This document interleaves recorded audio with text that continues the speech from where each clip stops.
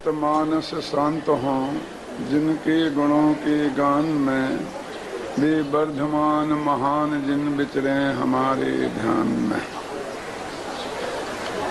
क्रमबद्ध पर्याय की चर्चा चल रही है, जिसका आशय होता है कि सब कुछ सुनिश्चित है।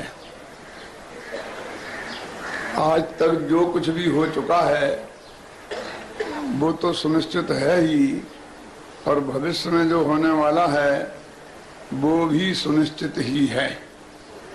तो इसमें सबको एक प्रश्न खड़ा होता है कि यदि ऐसा है तो फिर हमारा कर्तव्य क्या रह गया, हम क्या करें? फिर हम तो चुपचाप शांति से बैठ जाएं और हम कुछ करें नहीं? क्या इसका यही आशा है? तो कल विस्तार से ये बात कही गई थी कि क्रमबद्ध पर्याय 5 चीजों के मिक्सचर का नाम है, जिसमें पुरुषार्थ भी शामिल है। पुरुषार्थ की उपेक्षा करके क्रमबद्ध पर्याय की बात नहीं है। अब पहली बात तो ये है कि हम पर में पुरुषार्थ करना चाहते हैं, तो एक द्रव्य दूसरे द्रव्य का कर्ता है ही नहीं। यदि कर्ता मानते हैं तो जिस द्रव्य के हम कर्ता बनेंगे वो द्रव्य गुलाम हो जाएगा। जिसका हम भला बुरा कर सकेंगे, सामर्थ्य हम में होगी, तो उसका क्या होगा? ये दूसरे की स्वतंत्रता का में हस्तक्षेप नहीं है। हमारी दुनिया में जितने देश हैं, हम चाहते हैं कि प्रत्येक देश स्वतंत्र हो। उसका क्या अर्थ है? कि वो अपने सारे निर्णय स्वयं करें, उसे किसी दूसरे का आदेश नहीं मानने पड़ा। स्वयं संप्रभुता से बोलते ना हम। तो जैसा प्रत्येक देश को इस अधिकार होने का नाम आजादी है, ऐसा ही ये अधिकार प्रत्येक द्रव्य को नहीं होना चाहिए, है ना? कि वो अपना उसके बारे में कोई दूसरा हस्तक्षेप नहीं करे। तो एक बात तो नक्की हो गई कि दूसरे में कुछ करने का नाम पुरुषार्थ नहीं है, बल्कि एक तरह से हमारी गलत इच्छा है जो हम दूसरे पर अधिकार करना चाहते हैं। अब दूसरी बात ये रही कि आप तो ये भी कहते हो कि हम अपने परिणमन के कर्ता तो हैं, लेकिन उसमें फेरफार नहीं कर सकते। तो फिर हम अपने परिणमन के कर्ता रहे भी क्या? तो देखो, इस जीव की ऐसी प्रवृत्ति है कि जहां ऐसे कुछ गुंजाइश दिखती है वहां माथा मारता है, और गुंजाइश नहीं दिखती है वहां चुपचाप शांति से बैठता है। तो मैं ये कहता हूं कि हम अपने द्रव्य में कोई परिवर्तन कर सकते हैं। आपको ये स्वीकार है कि हम जीव से अजीब होना चाहें तो हो सकते हैं क्या? ऐसा है ही नहीं, और हमने कभी ये सोचा भी नहीं कि हम में ऐसा कोई परिवर्तन होना चाहिए। और अभव्य भव्य हो सकता है क्या? आप मानते हैं कि नहीं हो सकता, तो आपने कभी भी इस बारे में कोशिश नहीं की कि अभव्यों को भव्य हम कैसे बना दें, उसका कोई उपाय अपने शास्त्रों में बताया हो कि हम करें। तो द्रव्य में हम कोई परिवर्तन करने की बात नहीं सोचते हैं। तो आत्मा में अनंत गुण हैं, उनमें कोई परिवर्तन हम कर सकते हैं? नहीं कर सकते हैं। तो हमारी इच्छा भी नहीं होती कि हम अपने गुणों में परिवर्तन करें, 10-5 गुण और बढ़ा दें, 2-4 गुण घटा दें, क्योंकि हम जानते हैं कि उसमें कुछ हो नहीं सकता। अब थोड़ी गुंजाइश पर्यायों में दिखती है तो उसमें हम अपना माथा मारते हैं। तो जरा हम सोचें कि भूतकाल कि पर्यायों में हम कोई फेरफार करें, ऐसा क्या संभव है? अपनी पर्यायों में संभव नहीं है। हमने कभी विकल्प भी नहीं किया इसका। 10 दिन पहले मुझे बुखार आया था, अब वो उतर के बिल्कुल नॉर्मल है। ऐसी दवा दुनिया में कोई बनी है कि जो उस बुखार को उतार दे? तो हमने यदि बन भी जाए तो कोई उस दवा को खाएगा नहीं, वो मार्केट में बिकेगी नहीं। क्योंकि किसी को भूतकाल में किसी भी प्रकार का परिवर्तन करने की कोई इच्छा नहीं है। क्यों नहीं है? क्योंकि हम जानते हैं कि उसमें परिवर्तन किया नहीं जा सकता। लेकिन हमारे को वर्तमान और भविष्य इन दो पर्यायों में, परिणमन में ये रहता है कि ये हमारी मर्जी के अनुसार होना चाहिए और उसमें हम कुछ परिवर्तन करें।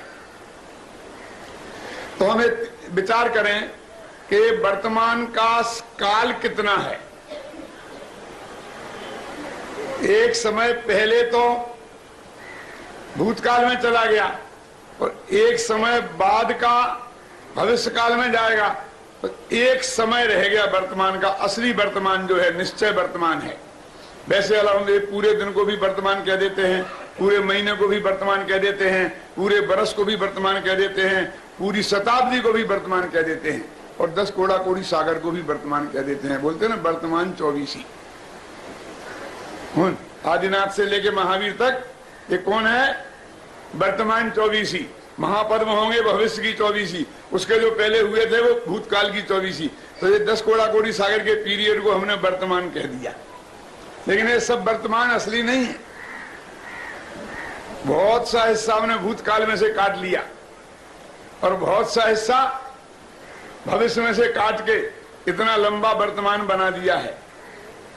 लेकिन जैसे कि रेखा गणित में जो सरल रेखा होती है उसमें लंबाई तो होती है लेकिन चौड़ाई नहीं होती। माना जाता ना, यद्यपि हम रेखा खींचेंगे तो उस रेखा में कुछ ना कुछ चौड़ाई आती ही है, लेकिन सिद्धांत से समझाया जाता है कि तुम मान लो कि इसमें कोई चौड़ाई नहीं है, सिर्फ लंबाई होती है। ऐसे ही वर्तमान असली एक समय का होता है और एक समय पीछे से भूतकाल में जाता है और एक समय बाद से भविष्य काल में जाता है। अब हम वर्तमान के परिणमन को बदलना चाहते हैं। माना अभी वर्तमान में जो गुस्सा आया उसे हम बदलना चाहते हैं। यही अर्थ हुआ ना कि हम गुस्सा नहीं करें, क्षमा धारण करें। तो आप जानते हैं कि हम क्षयोपशम ज्ञान वालों के वर्तमान जो है एक समय वो असंख्य समय बाद पकड़ में आता है। एक तो एक समय पकड़ में ही नहीं आता है क्षयोपशम ज्ञान में। बस हम तो भगवान की वाणी के अनुसार जानते हैं सबसे छोटा हिस्सा जो काल का है उसको ना हम समय कहते हैं। और वो जो अभी हमें राग पैदा हुआ है वो अभी हमारे ख्याल में नहीं आता है। आपने देखा होगा बच्चों को जब इंजेक्शन लगाते हैं ना, तो जब इंजेक्शन लगा के हम निकाल देते हैं तब रोते हैं, क्योंकि उनको उस वक्त पता ही नहीं चलता। बहुत बार उन्हें ख्याल में आता कि मेरे को कुछ इंजेक्शन लगा है। तो जब तक हम उसे बदलने की कोशिश करेंगे तब तक तो वो स्वयं ही नष्ट हो गया होगा। बोलो, तो वर्तमान को बदला नहीं जा सकता। और वर्तमान तो उसका नाम है ना जो हो जाए, जो नहीं हुआ उसको थोड़ी वर्तमान कहते हैं। तब वो हो ही गई, उसको हम क्या बदलें? तो भूतकाल बदला नहीं जा सकता, वर्तमान बदला नहीं जा सकता। अब सब भविष्य की बात है। अब मैं आपसे जानना चाहता हूं, आप भविष्य को बदलना चाहते हैं। क्या बदलना चाहते हैं? कि भविष्य में हमें गुस्सा नहीं आए। तो भविष्य में गुस्सा नहीं आए तो जो गुस्सा आने वाला है आपको नक्की पता है? क्या होने वाला है ये पता है आपको? जब आपको ये पता ही नहीं है कि क्या होने वाला है तो क्या बदलें? किस चीज को बदलना चाहते कि हमें ऐसा नहीं हो ऐसा हो? तो वास्तव में जैसे हमने कहा मैं वीतरागता हो राग नहीं हो, तो भविष्य में वो वीतरागता ही होने वाली थी कि राग होने वाला था। आप कैसे नक्की करेंगे? आप कहते मैंने बदल दिया। क्या बदला तुमने? माने पहले भविष्य की सब चीजें पता हो गए कि ऐसा ऐसा होने वाला है और फिर बदल दे। हमारे ज्ञान में तो आता नहीं एक समय के बाद का भविष्य, खासकर अपने परिणमन के बारे में। वैसे तो मैंने कहा था कि हम अनंत काल की बात जानते हैं कि रविवार के बाद सोमवार होगा, लेकिन अपना अगले समय में क्या परिणमन होगा ये हमारे ज्ञान में ही नहीं है। तो जो भी होगा हम मानेंगे हमने बदल दिया, लेकिन भगवान कहेंगे हम तो तुम्हारा ऐसे ही देखा था, यही होने वाला है, बदला क्या? तो हम यदि विचार करें तो ये प्रैक्टिकल ही नहीं है। तो हम कहेंगे क्या करेंगे कि हम अपने आत्मा में आश्रय करेंगे, आत्मा का ध्यान करेंगे तो राग पैदा ही नहीं होगा। तो हम उस राग को बदलना चाहते हैं जो न पैदा हुआ है और न कभी पैदा होगा।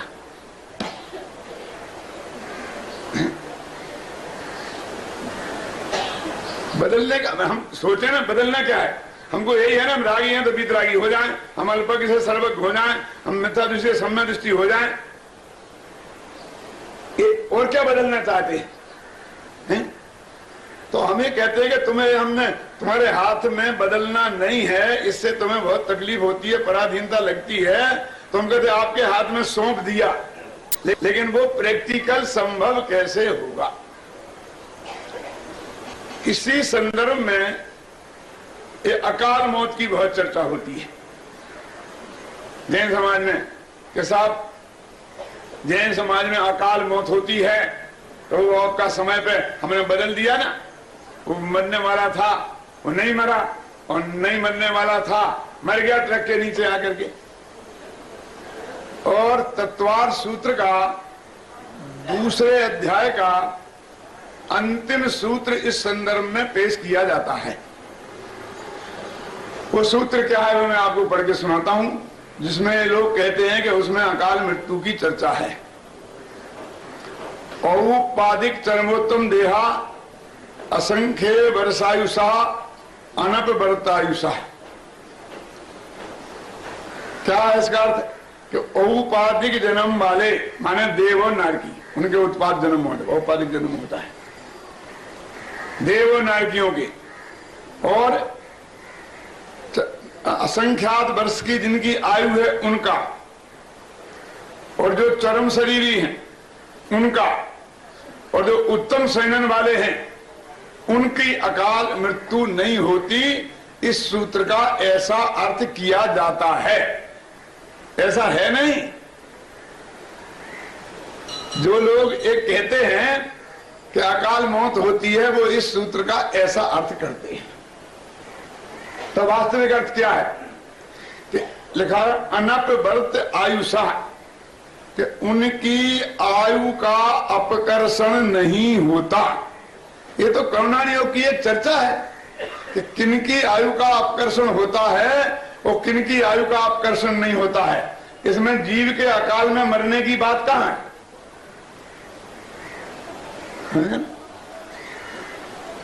आयु का अपकर्षण नहीं होता। ये आयु का अपकर्षण क्या बला है?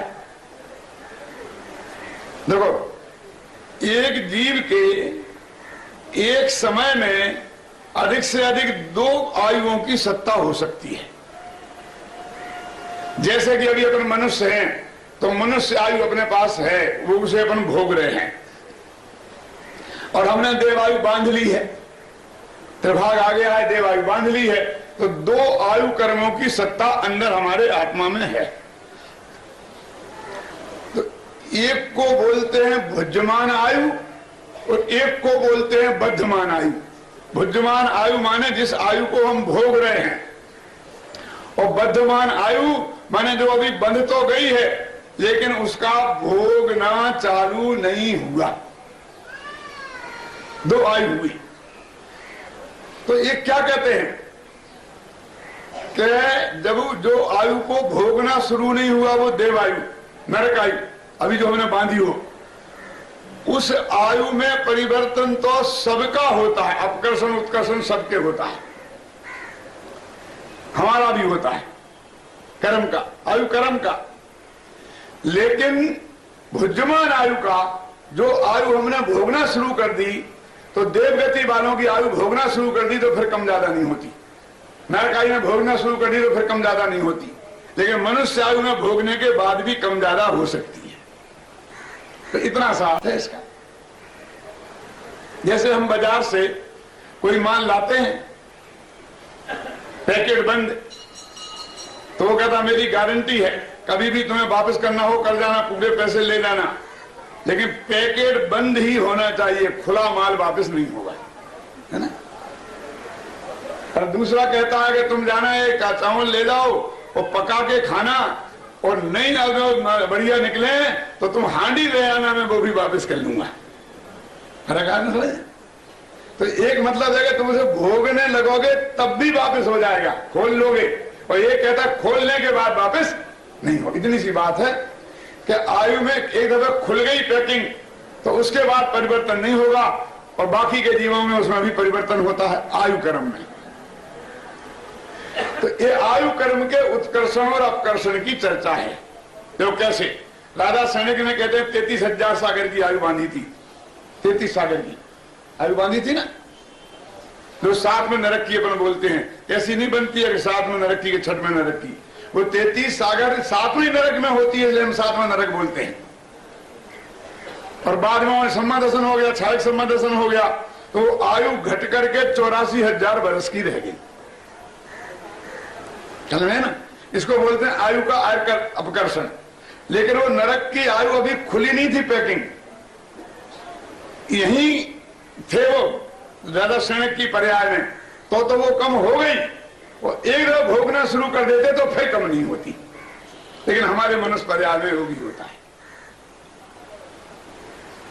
किनको? इनको उत्पाद धर्म वालों को छोड़कर, असंख्यात वर्ष की आयु वालों को छोड़कर, और धर्म शरीरों को छोड़कर, उत्तम सेनन वालों को छोड़कर। तो आप कहेंगे हो तो गया नक्की कि उनके आयु का आकर्षण हो जाएगा तो समय के पहले मर जाएंगे, वो उदीर्ण हो जाती है, जे हो जाती है, ये बहुत सी बातें करुणा योग के विद्वान बात करते हैं।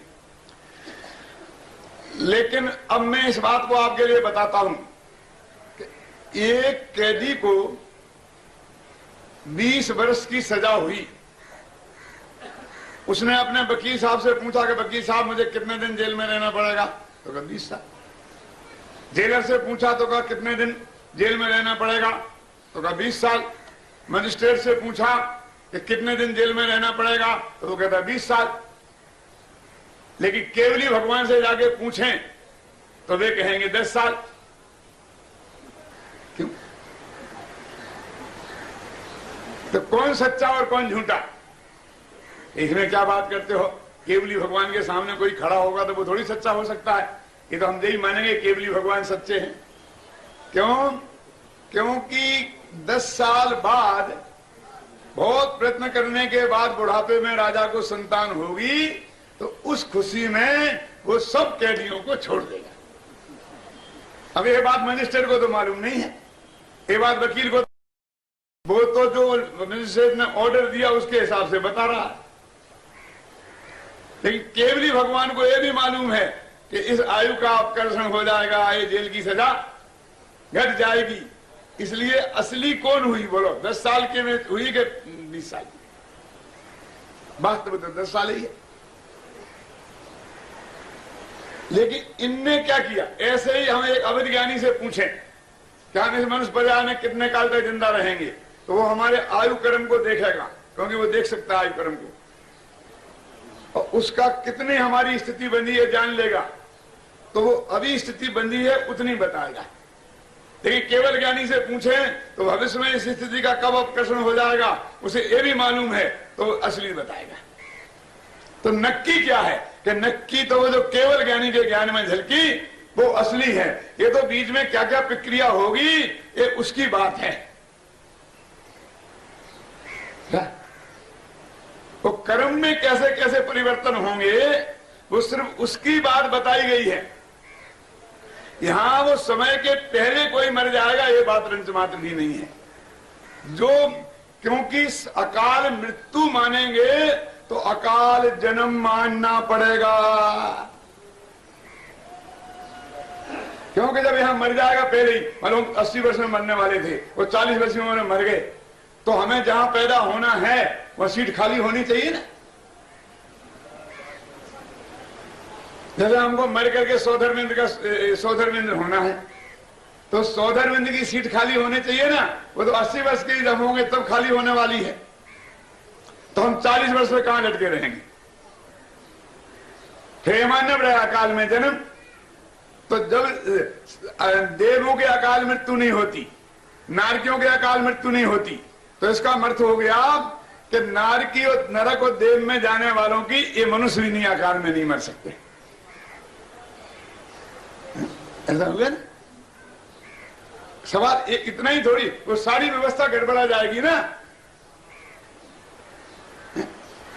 आपने तो जरा सी बात कह दी कि इरादे यहां चेंज कर दो, लेकिन उतने चेंज में और कितना कितना तो फर्क पड़ता है सारी व्यवस्था में।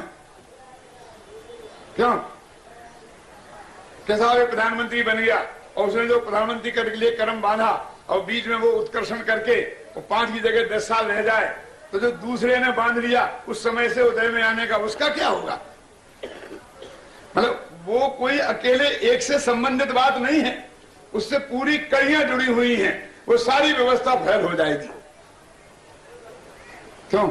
आपको टीवी पे समय दिया कि इतने बजे से इतने बजे तक आप आना, कि साहब मैं नहीं आ सकता हूं, तो 2 समस्या खड़ी हो गई कि अब वो जो खाली समय है उस वक्त कौन क्या बोलेगा, उनकी एक प्रॉब्लम तो ये हो गई, और दूसरी कि तुम जब आओगे वहां जो बैठा हुआ है उसका क्या होगा। तो लोग में वो यही कहेंगे ना, भाई ये नहीं चलेगा, जो व्यवस्थित टाइम दिया है उस पर ही काम होना यही सही है। एक प्रॉब्लम नहीं है कि आप नहीं आ पाए, तो उस समय को कैसे भरे, ख्याल में आया ना। और जब आप आए तो आपको बोलने का समय कब दें, अंतर समझ में आया ना भक्तन जी। आपने तो कहीं बदल जाएगा, उसमें क्या है, थोड़ा सा बढ़ा दें थोड़ा घटा दें, ऐसा नहीं चलता। ये अव्यवस्थित माइंड वालों का काम है, व्यवस्थित माइंड वाले ऐसा सोच भी नहीं सकते। तो इसलिए कहते हैं कि अकाल मरण मानेंगे तो अकाल जन्म मानना पड़ेगा। तो कोई ये कहते हैं कि यदि ऐसी एक घड़ा है, घड़ा हमने पहले जमाने में घड़ी का काम घड़े से लेते थे, आजकल तो जो घड़ियां रखी हैं, पहले क्या होता था, तो घड़े में पानी भर दिया और उसमें ऐसा एक छेद किया कि एक एक बूंद पानी टपके और वो पूरा घड़ा 24 घंटे में खाली हो जाए। इसलिए अपन उस घड़ी का काम घड़े से लेते थे। क्यों? तो अगर पूछें कि बोलो इसका ये पूरा घड़ा खाली कब होगा, तो क्या बोलेंगे, 24 घंटे के अंदर खाली होगा।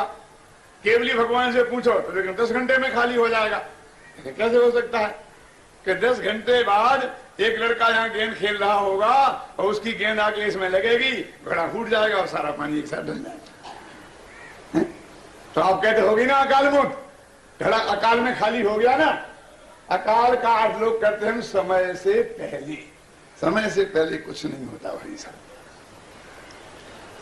भाग्य से अधिक और समय से पहले न आज तक किसी को कुछ मिला है न कभी भविष्य में मिलेगा। तो शास्त्र में एक अकाल नय भी तो है, एक काल नय है, एक अकाल नय है।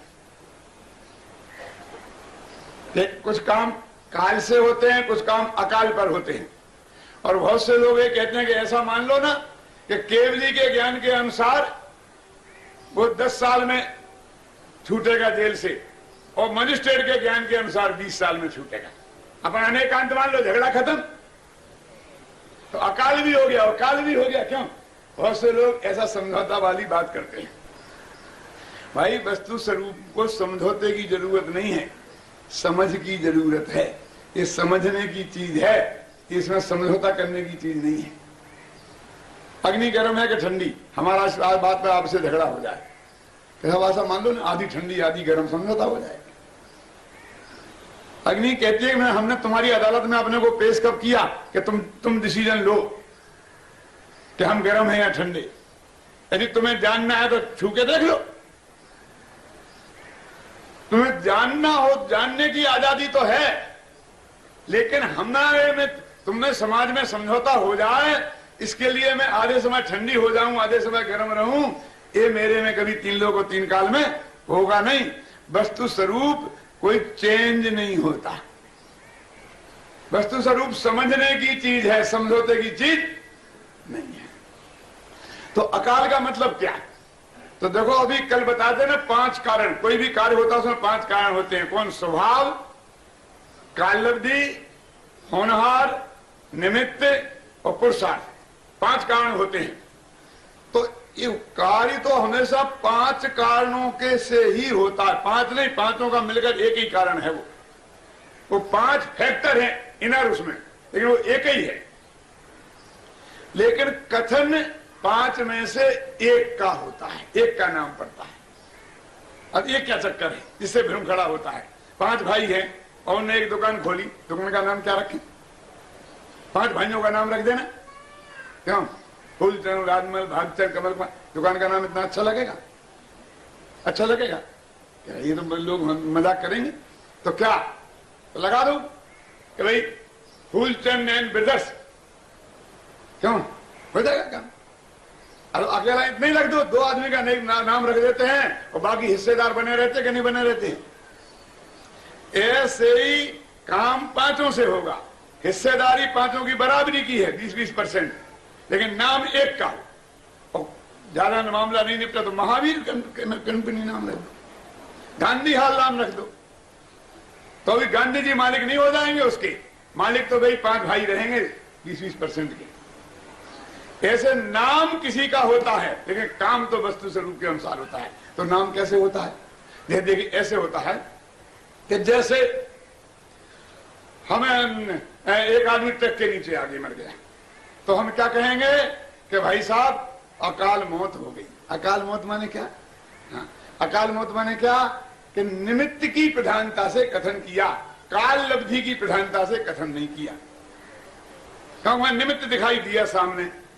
अब एक आदमी यहां बैठे बैठे एकदम भीड़ लग गई, तो हम कहेंगे भाई क्या हुआ? कि अकाल तो कह नहीं सकते, निमित्त तो कह नहीं सकते, तो कहेंगे उसका काल ही आ गया था।